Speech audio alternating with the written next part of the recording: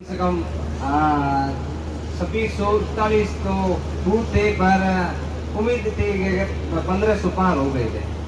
1500 agent हमारे बैठे थे और एजेंटों में भी कहीं भी कोई भी परिस्थिति आई, मैं हर समय 24 घंटा उनको फोन पे या वहाँ के जो भी अधिकारी आते थे उनसे बात करके, और जो भी जैसे अपनी रैलियों की परमिशन होती थी तो मेरे भी साइन चलते और मैं भी परमिशन के लिए एप्लीकेशन देता, तब जाकर परमिशन होती थी।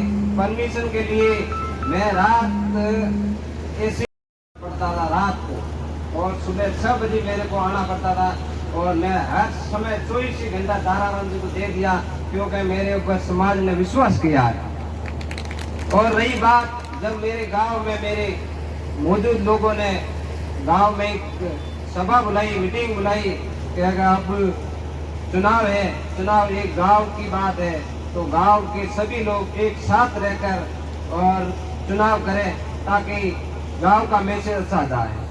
तब मैंने एक बात बताई गांव वालों को कि चलो आपकी बात सही है, मैं उस बात को मानता हूँ, पर मेरी एक छोटी सी बात है, उसको भी आपको मानना पड़ेगा।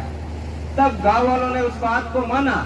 चलो कोई भी बात ऐसी है जो मानेंगे नहीं, ना माना है, पर मौजूद लोगों ने और समझदार लोगों ने इस बात को माना जरूर है। और उन्होंने कहा कि आपकी बात तो बताओ। तो मैं एक ताराराम जी रिश्तेदार है क्या? तो वो कहते मीणा है। मैं मीणा नहीं है, वो हमारे रिश्तेदार है, तो आपकी बात बताए। तो मैं बात ये, मैं उसका चीफ एजेंट हूँ।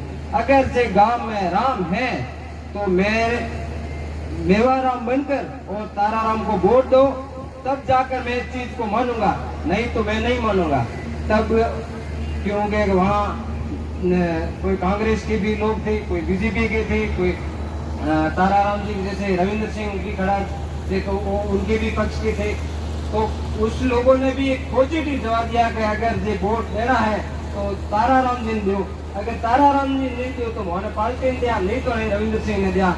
तो एक बात, एक बढ़िया मैसेज दो, और उस मैसेज के काबिल और हमारे गांव में जैसे जसवंत सिंह पुरा, समन नानी और गेहूं तीनों बूथों में हमारे भीलर अपना जो वोट है करीबन 700 वोट है, तो उन लोगों ने भी नहीं ला पाया साहब।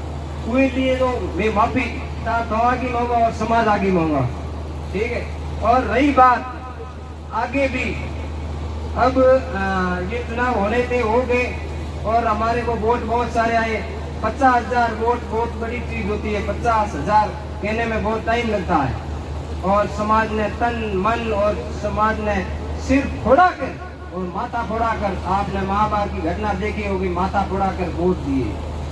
वहाँ 32 ही वोट है, ज्यादा वोट नहीं है, 32 ही वोट है। और 32 के लिए उन लोगों ने, कुछ लोगों ने कहा कि 32 के 70 कर दो, पर भील समाज के लोगों ने कहा हम 70 नहीं करेंगे, 32 के 32 देंगे, पर हम गलत का साथ नहीं देंगे।